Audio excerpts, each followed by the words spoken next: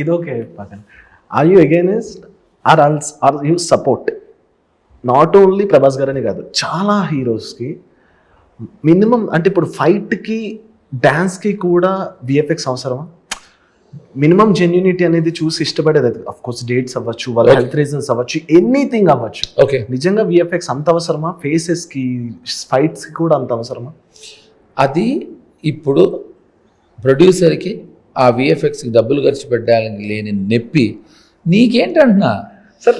కాదు నేను అనేది, ఇప్పుడు నీ ప్రాబ్లము నీకు కావాల్సిన లాంటి సినిమాలు రావట్లేదనా, లేకపోతే నీకు ఇలా ఉండాలి అలా ఉండకూడదని సినిమాలు రావట్లేదనా? ఇప్పుడు నేనేమంటున్నా అంటే విను, ఇప్పుడు చాలాసార్లు మనకు తెలిసిన వాళ్ళలో కానీ, మన ఇళ్లలో కానీ, మన సినిమాల్లో కానీ ఒక వైఫ్ని హస్బెండ్ కొడుతూ ఉంటాడు. చాలా దరిద్రమైన పని, అది వేరే విషయం.